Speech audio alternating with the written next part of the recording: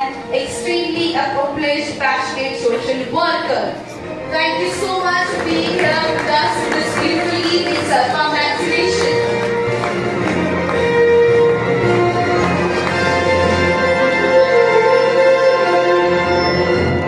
Next, I would like to...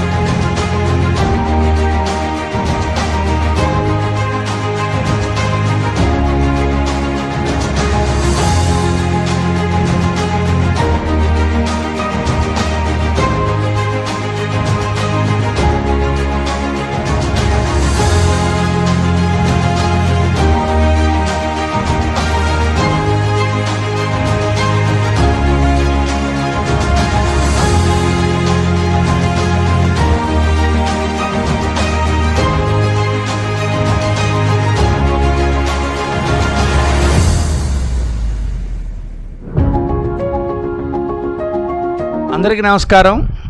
ఈరోజు శ్రీకాకుళంలో ఒక ప్రముఖ వ్యక్తి, అలాగే ఒక ఆస్ట్రాలజిస్ట్, ఒక డాక్టర్, అలాగే ఒక సంఘ సేవకులు అనే చెప్పొచ్చు. ఆయనకి ఎన్నో రంగాల్లో ఆరితేరి ఆయన చేసే సేవలు మరువలేనివి. ఆయన ఒక మహాసముద్రం లాంటి వాళ్ళు, పైసా కూడా ఆశించని వ్యక్తి. ఎంతోమందికి ఎన్నో విధాలుగా ఆయన చేతిలో సాయం పొందేవాళ్ళు కానీ సాయం తీసుకున్న వాళ్ళు గారు. సో ఆయన దగ్గరికి వచ్చి ఆయన విషయాలు తెలుసుకోవాలని జీవో ఒక చిన్న ప్రయత్నం చేసింది. సార్ నమస్కారం. సార్, యాక్చువల్గా ఈ శ్రీకాకుళంలో అందరూ మీకు మంత్రి వెంకన్న స్వామి గారు అని అంటారు. అయితే మీ పేరులో ఉన్న అర్థం ఆ మంత్రి అనే పదవ అది ఏంటో మాకు కూడా కాకుండా అందరికీ తెలియాలని మీ గురించి మాకు కొంచెం చెప్పాలని మేము కోరుతున్నాం సార్. ముందు జియో ప్రేక్షకులకు, సమాజానికి అందరికీ నా శుభాశీస్సులు, నమస్కారం. నా ఇంటి పేరు మంత్రి అండి. మేము బూర్జీ అల్లువాళ్ళం అనే వాళ్ళం.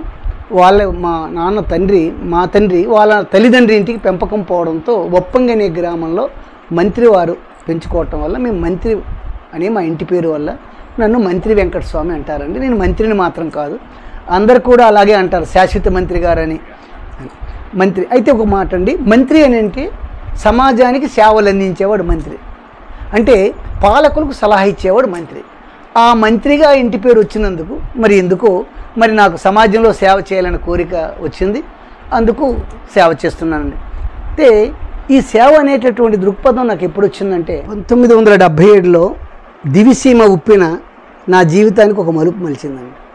ఆనాడు నేను శ్రీకాకుళం ఆర్ట్స్ కళాశాలలో BA ప్రథమ సంవత్సరం చదువుతుండేటప్పుడు సోషల్ సర్వీసులకి సెక్రటరీగాను NSS సభ్యుడిగాను ఉండటం, అప్పుడు జరిగినటువంటి ప్రమాదానికి 500 మందికి బట్టలని శ్రీకాకుళం చుట్ట రూరల్లో కలెక్ట్ చేసుకొని ఒక లారీతో పట్టుకెళ్ళి అక్కడ పంచిన తదుపరి అక్కడ నేను ప్రత్యక్షంగా చూసినటువంటి శవాల దహనం రామకృష్ణ పరమహంస మఠం వారు చేస్తుండగా నాకు ఒక ఇన్స్పిరేషన్ వచ్చి నేను సూర్యుని తెల్లవారిసరి 9 గంటలకు చూసి జీవితాంతం కూడా ఏ జీవికి లేనటువంటి జ్ఞానం భగవంతుడు మనిషికి ఇచ్చారు కాబట్టి నేను 24 గంటల కాలం ఇచ్చినటువంటి భగవంతుడు నేను ప్రతిదినం కూడా 8 గంటల కాలం సంఘసేవ చేస్తాను.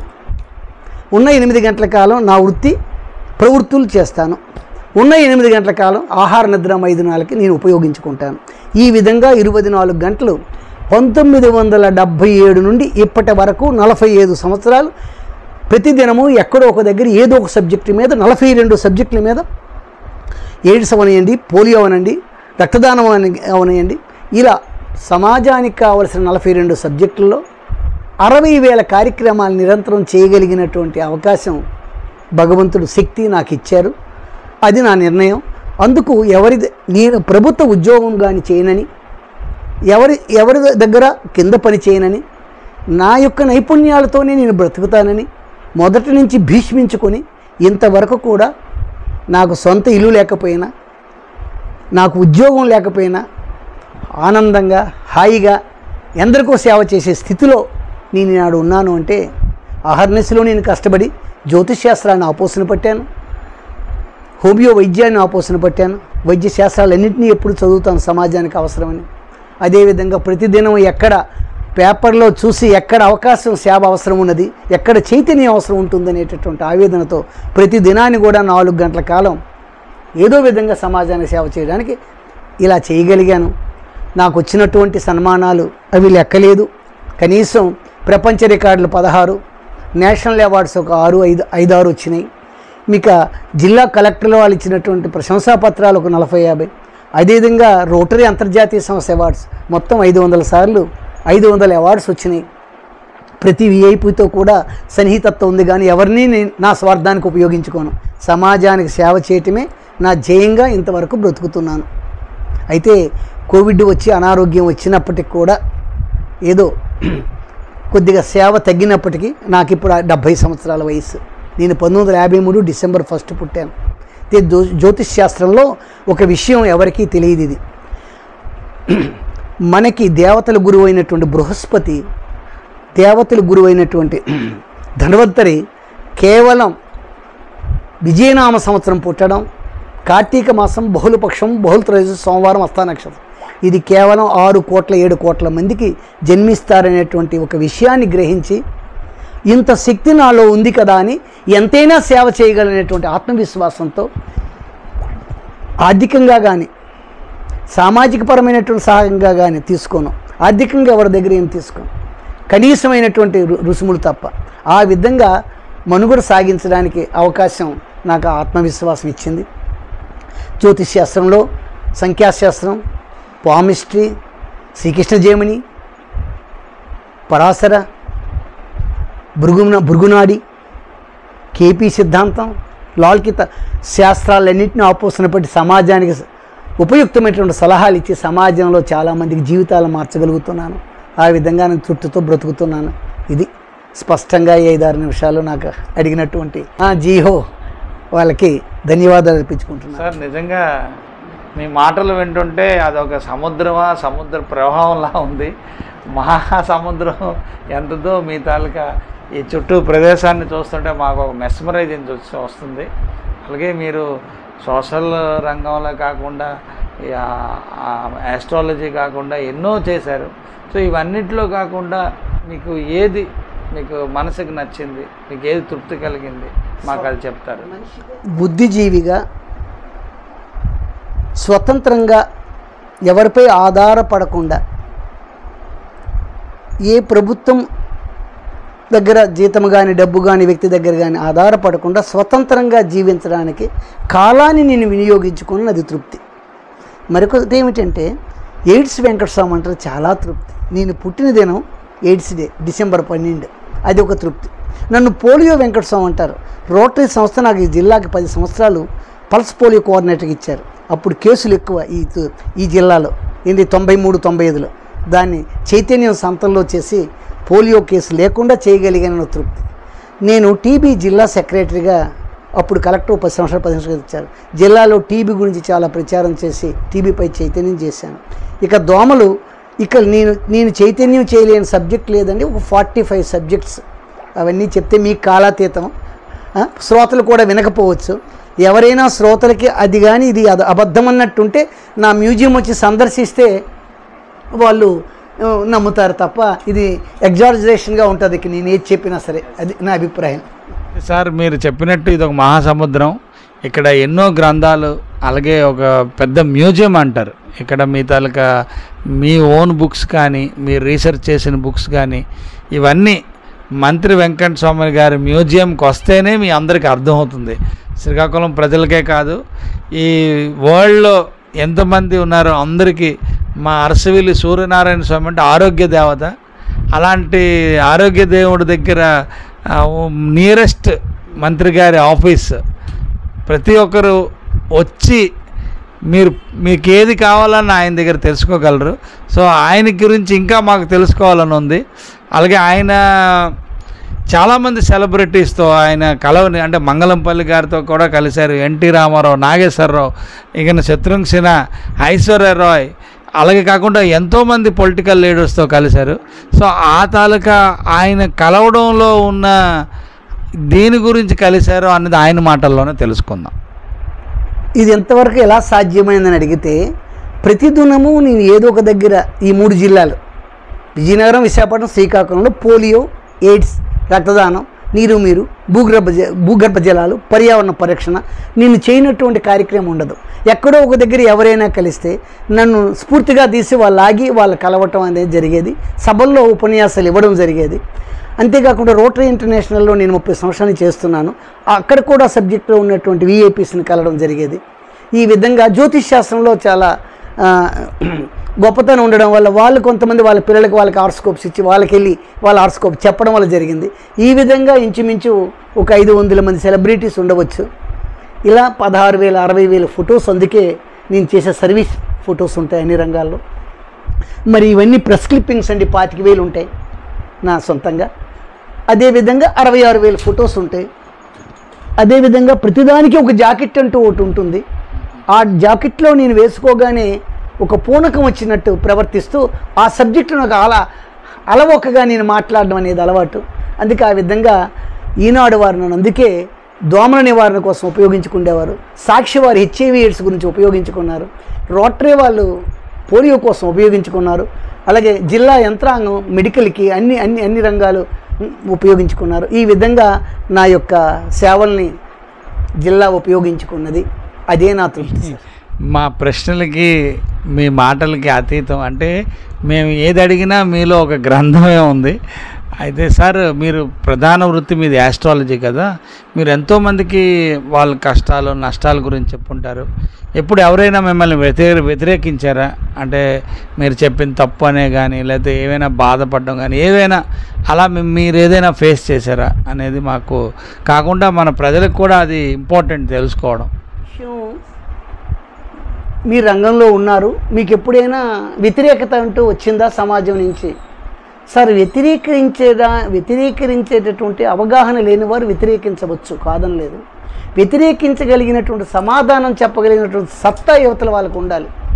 ఏదో పంచాంగం చదివో ఏదో ఒక శాస్త్రం చదివితే ఈ రోజుల్లో ఎవరికి సంతృప్తి పరచలేదు. నేను చదివేది scientific astrology, astronomy, everything. I can say time of birth అనేది మొదటి ఊపిరిలోనే ఒక వ్యక్తికి వెళ్ళిపోతుంది. ఆ టైమ్ ఆఫ్ బర్త్ నిర్ణయించలేరు ఎవరుని. అతను మగవారా, తన తల్లికి జన్మించారా, తన తండ్రికి జన్మించారా, వారం అనే 4 పారామీటర్స్ తీసుకొని ఆ నిమిషాలు మనం చేసినప్పుడు అతనికి ఎప్పుడు పెళ్ళి అవుతుంది, వాటికి నక్షత్రము, ఉపనక్షత్రం, ఆ శాస్త్రాలు నేను చదివాను. కాబట్టి జనరల్ ఎస్ట్రాలజీకి అవి దొరకవు. కాబట్టి ఎవరు నా దగ్గరికి వచ్చిన సంతృప్తి పడ్డమే తప్ప ఇంతవరకు నా 45 సంవత్సరాల్లో ఇతను చెప్పింది తప్పు అని అనలేదు. అంతవరకు ఎందుకు? ఇప్పుడు ఉన్నటువంటి సీఎం గెలుస్తారని పేపర్ చుట్టూ తిరిగినా ఎవరూ నాకు వేయలే. 3 రోజుల ముందు వేశారు, సీఎం జగన్ గెలుస్తారని పక్కాగా పేపర్ ఇచ్చాను. అంటే ఐ గాట్ సచ్ డిఫెక్ట్. అంటే ముందు చెప్తే బిఏలో నేను పాలిటిక్స్ చదువుకున్నాను కాబట్టి అలా సమాజంలో అభిప్రాయం మార్చకూడదు. ఎన్నిక అయిపోయిన తర్వాత చెప్పాలి, అది నా ధర్మం. ఆ విధంగా నేను చెప్పాను. ఇక ఎవరైనా కానీ ఛాలెంజ్ కానీ చేయగలిగితే వాళ్ళు వచ్చే టైంలో ప్రశ్నలోనే ఎవరు దొంగిలించారు, ఏమి చేశారు, ప్రయాణం ఉందా, బ్రతికున్నారా లేదా, అసలు ఆడబిడ్డ మగబిడ్డ తండ్రికి చూస్తారా లేదా, ఈ లవ్ మ్యారేజా, అన్నికుల విద్య, technical I can say anything. 1 lakh competition. ఎవరైనా నేను చెప్పింది తప్పు అయితే 1 lakh ఇస్తాను, ప్రతి ఒక్కరికి చెప్తాను. 2 hours నేను హారోస్కోప్ చెప్తాను, వాళ్ళు రికార్డ్ చేసుకోవాలి. అందరిలాగే ఒత్తికొత్తిని చెప్పే మాటలు కావు. అది జ్యోతిష్కంలో ఉన్నటువంటి పట్టు అండి సార్. మీరు ఆస్ట్రాలజీ అంటున్నారు, ఎంతోమందికి మీరు చెప్పింది సవాల్ కూడా వేశారు. అయితే అలాగే మీరు వైద్యం కూడా డాక్టర్ అని హోమియోపతిలో చదివారు. సో ఈ రెండింటికి మీరు బ్యాలెన్స్, రెండింటికి న్యాయం చేస్తున్నారా అనేది కూడా, అది కూడా ఒక మీలో ఒక ప్రశ్న కాబట్టి దాన్ని మాకు వివరిస్తారా? ఓకే, మీరు అడిగేది వైద్య శాస్త్రానికి జ్యోతిష్ శాస్త్రానికి కాంట్రడిక్ట్ అంటారు. Sir, medical astrology is the science. By seeing in a horoscope, I can say what is the disease. Such a easy thing is there. ఈ apparatus అవన్నీ సైంటిఫిక్ అక్కర్లేదు, దాన్ని అక్కడ పక్కన పెట్టండి. వైద్యం ఎందుకు నేర్చుకున్నానంటే 1977లో నేను BA చదువుతుండేటప్పుడు ఆ రోజుల్లో సత్తికాలు అనేటటువంటి ధాన్యాలు వేసేవారు. అప్పుడు ఈస్ట్ గోదావరి వాళ్ళు వచ్చి బాతులు వాళ్ళని వచ్చి మేపుకొని సంచార జాతుల వాళ్ళు వచ్చేవారు. వాళ్ళకి ఎలుక కరిసింది. నేను నైట్ కాలేజ్ నుంచి బిఏ వెళ్తుంటే సార్ ఎలుగు కరిసింది, డాక్టర్ లేరు, వెయిట్ అని చెప్పి తాత్కాలికంగా ఒక టీటీ ఇంజెక్షన్, అప్పటికే హోమియోపతి ట్రైనింగ్ అవుతున్న ఇక్కడగా కృష్ణమాచార్యులు గారు ఇక్కడ కానుకుర్తి వీధిలో పెట్టారు. టీటీ తెచ్చి ఇంజెక్షన్ ఇచ్చాను. ఇది టులెట్ మజలా కాదా అని అవసరం ఇచ్చిస్తే ఎంత సాటిస్ఫాక్షన్. అరే పావలా ఆ రోజుల్లో టీటీ ఇంజెక్షన్ పావలాతో ఇంత తృప్తినిచ్చి వాళ్ళని ఇంత స్వాధీనపరచుకోను. ఒక గర్భిణీగా ఉన్నటువంటి బిడ్డ డెలివరీ కాకపోతే తండ్రి ఆవేదన ఇన్ని కోట్లు. అరే అప్పుడు 75 పైసలు పిచ్చోట్ర ఇంజెక్షన్ ఇస్తే నొప్పులు వస్తాయి. ఎంత తక్కువతో అంత ప్రయోజనం చేయగలిగేది ఒక్క వైద్యశాస్త్రమే. అయితే నేను బిఏ చదువుతున్నాను, నాకు సహకారం ఎవరు లేదు, నేను ఎంబీబీఎస్ చదవలేను. కాబట్టి హెడ్ క్వార్టర్స్ హాస్పిటల్కి ఇక్కడ జనాలు పట్టుకెళ్ళడం మొదలెట్టా. ఎన్ఎస్పిటి ప్రసాదరావు వాళ్ళు నాకు హోమియోపతి మందు ఎన్ఎస్పిటి ప్రసాదరావు గారు అత్తగారికి కాల్ రాకపోతే రోడ్ ట్యాక్స్ ఇచ్చారు. అతను లక్ష్మీ గారి ఎంబీబీఎస్ బుక్స్ ఇచ్చారు. లైక్ దట్ నేను ఒక ఎంబీబీఎస్ వానికి ఎప్పుడూ తక్కువ ఉండకూడదని ఎనాటమీ, ఫిజియాలజీ, పారాసైటాలజీ అన్నీ నాకు శాస్త్రాలు ఆపోసన పట్టి సమాజానికి సేవ చేద్దామని నేర్చుకున్నాను తప్ప సంపాదించడానికి అయితే సొంత ఇల్లు లేకుంటే ఉండవలసిన అవసరం నాకు లేదు. ఇది విషయం. నిజంగా మంత్రి గారి మాటలు వింటుంటే నాకైతే ఇక్కడ బూస్ బంప్స్ వచ్చేస్తున్నాయి. ఆయన ఒక మాటల మాంత్రికుడు అంటారు ఆయనకి నిజంగా. ఎందుకంటే ఆయన మాటల్లో ఒక చాకులు లాంటి పదాలు అందరినీ సవాళ్ళు విసురుతారు దానికోసం. ఎందుకంటే అది మనకు ఉపయోగపడడానికి ఆయన చెప్తారు. సో అలాగే ఆయన ఒక ఆస్ట్రాలజిస్టే కాకుండా డాక్టర్ కాకుండా ఇక సోషల్ యాక్టివిటీస్ ఎక్కువ చేస్తుంటారు. సో సార్ అయితే ఈ సోషల్ యాక్టివిటీ 3 రంగాల్లో మీరు కంటిన్యూ చేస్తున్నారు. సో ఈ సోషల్ యాక్టివిటీస్ ఇంకా ఇలాగే కొనసాగిస్తారా? ఇంకా దీని మీద మీకు ఏమైనా అభిరుచి కానీ పోలేదా? దాని గురించి మాకు కొంచెం చెప్తారా? సేవ మానవుడు సంఘజీవి. ఆనాడే నేను 77లోనే సూర్యనారాయణమూర్తికి అంటే ప్రకృతి సూర్యుని ఎదుట 8 గంటల కాలం సంఘసేవ చేస్తాను. ఆరోగ్యం కానీ సహకరిస్తే నాకు ఇప్పుడు 70 ఏళ్ళు. కానీ ఎప్పుడు కూడా 8 గంటల కాలం చాలు నిద్రకి, ఆహారానికి. ఉన్న 16 గంటల కాలం ఏం చేయాలి? నాకు ఉద్యోగం లేదు. సో ఏం చేయాలి? విజ్ఞానాన్ని సముపార్జించుకోవటమే కదా. సో సామాజికంగా ఎవరు పిలుస్తారని వెయిట్ చేస్తానో, లేదు ఎక్కడ సమస్య ఉందని సంతలోనికి వెళ్ళి ఒక సమస్య చెప్తా. ఇప్పుడు చూడండి, మలేరియా ఉంది, లెపర్సీ ఉంది. సంతలో ఒకే దినం 10,000 మందికి చెప్పగలను. ఒక మైక్ పట్టుకుంటాను, 10,000 మందికి ఆ రకమైనటువంటి ఇచ్చేసాను. ఎయిడ్స్ గురించి సీతారాముల జీవన గమనం, ఎయిడ్స్ నివారణకు రామబాణం, కలుషితమైన సూదులు, కడుపు నిండా వ్యాధులు, వద్దు సూది మందు ఉంది ముందు ఎయిడ్స్ వ్యాధి, పరశ్రీ శృంగారం, హెచ్ఐవి బంగారం, పరపురుష శృంగారం, ఎయిడ్స్కి రహదారి, ఏకపత్నివ్రతం పాటించండి, ఆ స్త్రీలకు కామవాంఛలు మానండి, మానవ ఉనికిని కాపాడండి, పుణ్యభూమి భారతదేశం, శ్రీరాముడు జన్మించినటువంటి దేశం అని చెప్తూ ప్రజల్ని చైతన్యం చేసి ఎయిడ్స్ని మాపా. చుక్క జాబా పోలియో చుక్క ఆగాబా అని చెప్పి సంతల్లో వెళ్ళి పోలియోని రూపుమాపడానికి ప్రయత్నం చేశా. అయ్యా, ఉద్దేశం ఉండాలి, అభిలాష ఉండాలి, చేయాలని కోరిక ఉండాలి, శక్తి దానికి ఏమున్నది. ఇక అనారోగ్యంగా బాధపడితే చెప్పాలి తప్ప ఉత్సాహంతో చేసినటువంటి నా కార్యక్రమాలు ఆగమనుకుంటున్నాను మరొక 5 సంవత్సరాలు. అది మీ అందరి ఆశీర్వాదం దయ ఉంటే అని చేస్తాను. ఎంతోమంది నేను భ్రమ, ఎందుకు రాలేదు పద్మశ్రీ అంటే, నా మ్యూజియం ఎవరు చూడరు, నాకు కంప్యూటర్ నాలెడ్జి లేదు, నా మ్యూజియాన్ని వచ్చి దర్శించినటువంటి వ్యక్తులు కానీ అభిలాష ఉన్నటువంటి వ్యక్తులు కానీ లేదు. ఇక మీ టీవీతో కొందరు ఏమైనా ఇన్స్పైర్ అయితే అవ్వవచ్చుగా, కానీ నేనేమి చెప్పలేను. రియల్గా ఇది అబద్ధం అనుకుంటారు, వారు చూస్తే కానీ వాళ్ళు నమ్మరు. సో ఇంత చేసినందుకు ఆ భగవంతుడు ఇచ్చిన శక్తికి, మీలాంటి ప్రోత్సాహం చేసిన మీలాంటి వారికి సదా. ఈరోజు అందరూ చూశారు కదా మంత్రి వెంకటస్వామి గారి ఆయన ప్రస్థానం, ఆయన చెప్పే మాటలు తోటాల్లాగా మీ అందరికీ ఉంటాయి. కానీ ఈ సమాజానికి ఆయన చేసే సేవలు మరవలేనివి. అలాగే ఆయన ఇప్పటికీ 70 ఏళ్ళు అంటున్నారు, ఇంకా 5 సంవత్సరాలు అంటున్నారు. అది 5 కాదు, 500 సంవత్సరాలు ఈ ప్రజలకి ఆయన సేవలు అందించాలని మా మాటగా మా జీవ ప్రేక్షకులందరికీ నమస్తే. వచ్చే ఇంకా ఇంటర్వ్యూలో మరొక యంగ్ డైనమిక్ ఇలాంటి వ్యక్తితో కలవాలని ఆశిస్తూ మీ సాయిబాబా. చివరిగా శ్రీకాకుళం ప్రజానీకానికి, ప్రపంచ ప్రజానీకానికి అందరికీ విజ్ఞప్తి, బీ ద చేంజ్ విత్ జీఈఓ. ఈ ఛానల్ని సబ్స్క్రైబ్ చేయండి, లైక్ చేయండి, 10 మందికి తెలియపరచండి, యథార్థాన్ని తెలియపరచండి. ఆ విధంగా ప్రజలు చైతన్యం చేయగలుగుతారు. ఆ విధంగా సమాజానికి మీరు ఉపయుక్తపడతారని విన్నవించుకుంటూ